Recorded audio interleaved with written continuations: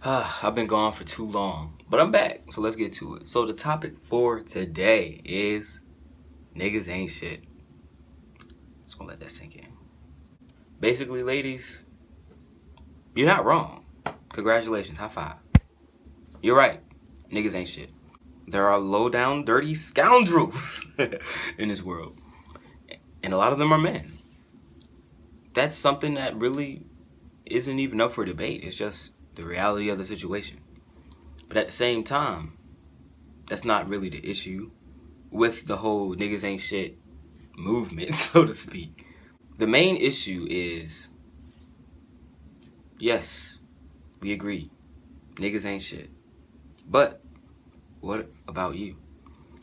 See, the way that a lot of women talk about how niggas ain't shit, or the way they talk about niggas not being shit, is totally dismissive of all accountability and just completely ignores their own culpability in their own situations.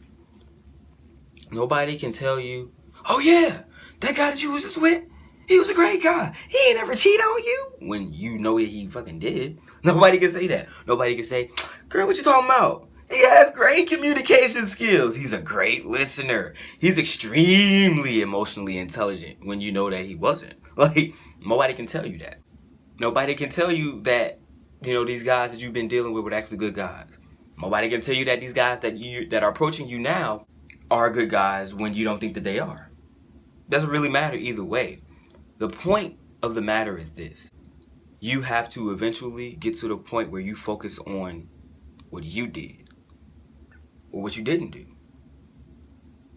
You have to eventually arrive at the point where you're focused on, why did I do that? Why did I allow this person access to me? Why did I ignore all those red flags? Why did I stay? Why didn't I leave?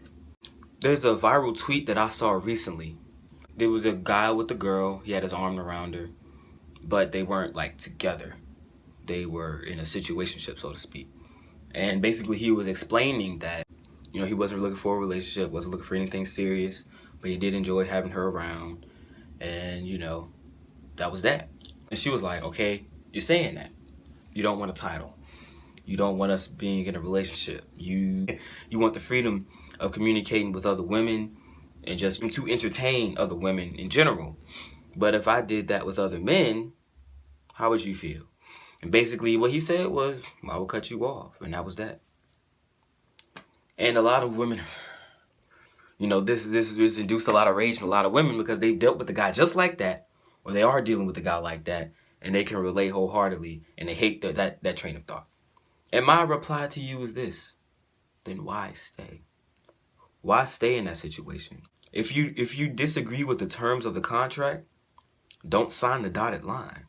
But after you sign that dotted line and you're accepting everything that comes with that contract, don't come to us complaining or looking for sympathy because you don't agree with the terms that your signature or agreement in this scenario shows that you agree with.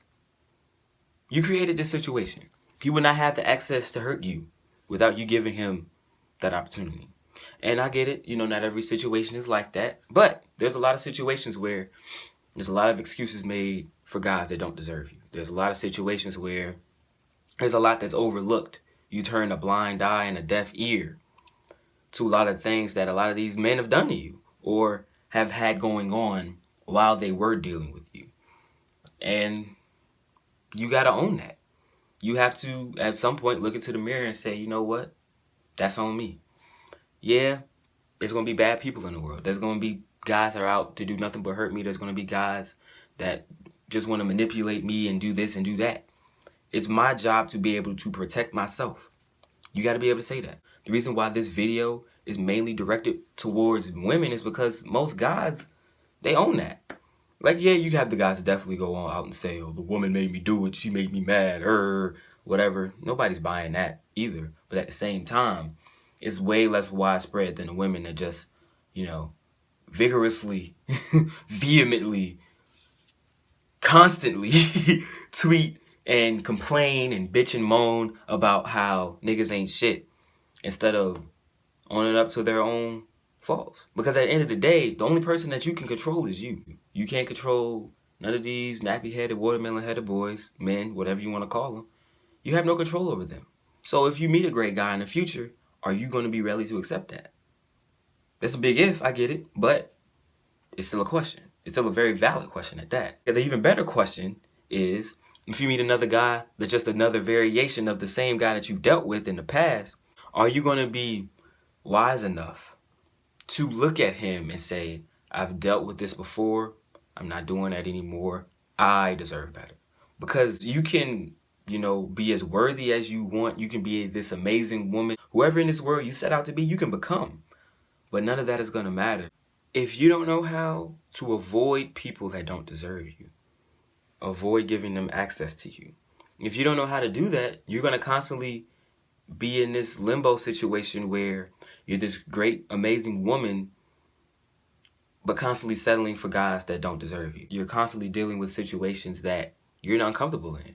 If you're not comfortable with something, then don't accept it. It's up to you. Nobody's responsible for your own happiness more than yourself. And if you don't get that, then you're going to be screaming niggas ain't shit until you're 45, 50, 60, however long it takes. The choice is yours.